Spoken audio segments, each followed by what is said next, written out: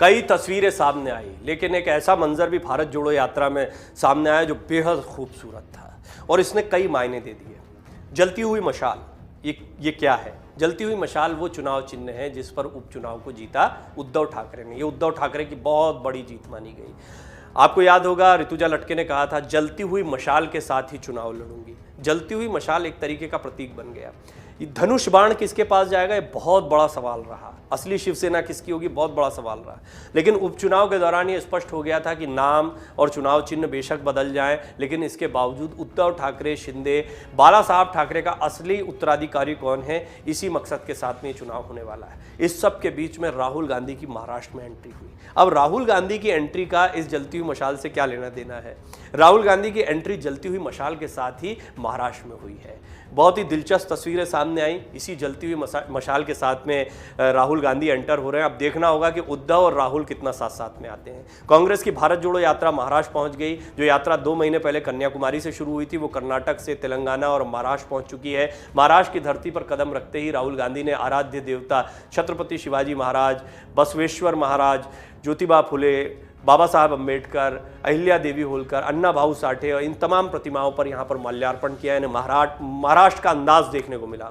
मराठा संस्कृति जो है वो एकदम अलग है, जुदा है, और राहुल को उसका स्वाद चखने का मौका मिला जैसे ही वो महाराष्ट्र में एंटर हुए। ज़बरदस्त स्वागत उनका हुआ, ज़ोरदार स्वागत हुआ हजारों मशालों के साथ। ये तस्वीरें बहुत दिलचस्प है। हजारों कार्यकर्ता और नेता तेलंगाना से महाराष्ट्र के नांदेड़ जिले के देगलूर में दाखिल हुए। तेलंगाना से महाराष्ट्र पहुंचते ही तेलंगाना प्रदेश कांग्रेस अध्यक्ष रेवंत रेड्डी ने नाना पटोले को तिरंगा झंडा सौंपा और इस मौके पर राहुल गांधी का मराठा अंदाज में जोरदार स्वागत किया गया।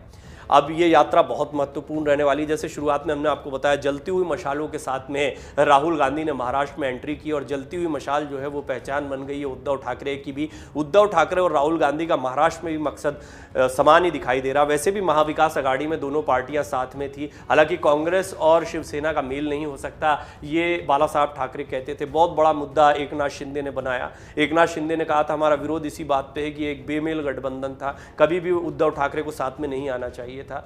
तो उद्धव ठाकरे ने इस पर स्पष्टता कहा कि हमारे साथ धोखा हो रहा था। वो कहते हैं हमारी पीठ में छुरा भोंका गया, ये कहते हैं हमारी पीठ में छुरा भोंका गया। इनका कहना था 2.5 साल का हम लोगों के साथ कमिटमेंट हुआ था, लेकिन बीजेपी लगातार हावी होती जा रही थी और धीरे धीरे शिवसेना खत्म होती जा रही थी। लिहाजा उन्होंने महाविकास आघाड़ी में जाना उनकी मजबूरी बताया था।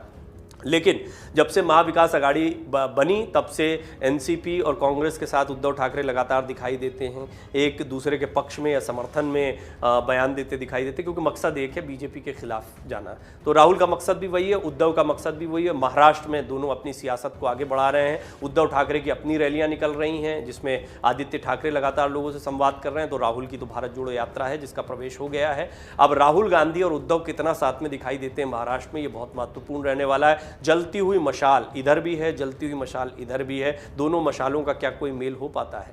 इस मौके पर राहुल गांधी ने देगलूर में हजारों की भीड़ को संबोधित भी किया। उन्होंने अपने भाषण की शुरुआत छत्रपति शिवाजी महाराज की जय की घोषणा के साथ की। राहुल गांधी ने आगे कहा कि ये गर्व की बात है, वो छत्रपति शिवाजी महाराज का आशीर्वाद लेकर महाराष्ट्र में पदयात्रा शुरू कर रहे हैं। उन्होंने कहा कि आज देश में कई ज्वलंत समस्याएं हैं, लेकिन केंद्र सरकार उन पर ध्यान नहीं दे रही है। इस सरकार केवल 4 या 5 पूंजीपतियों के लिए काम कर रही है। नोटबंदी ने देश में छोटे छोटे व्यवसायों को ठप कर दिया है। 400 रुपये का गैस सिलेंडर 1100 रुपये और पेट्रोल डीजल 100 रुपये लीटर हो गया है, लेकिन प्रधानमंत्री नरेंद्र मोदी इसके बारे में एक भी शब्द नहीं कह रहे हैं। बहरहाल अभी उद्धव ठाकरे के पास भी एक बड़ा मुद्दा है और ये बड़ा मुद्दा बहुत निश्चित तौर पर राहुल गांधी उठा सकते हैं। देखना होगा आने वाले दिनों में। ये बड़ा मुद्दा है बड़े प्रोजेक्ट्स का, चाहे वेदांता फॉक्सकॉन हो, एयरबस का प्रोजेक्ट हो। कई बड़े बड़े प्रोजेक्ट्स हैं जो महाराष्ट्र से गुजरात को ट्रांसफ़र हो गए। इसको बहुत बड़ा मुद्दा महाराष्ट्र में बनाया जा रहा है। एनसीपी इस पर हमलावर है।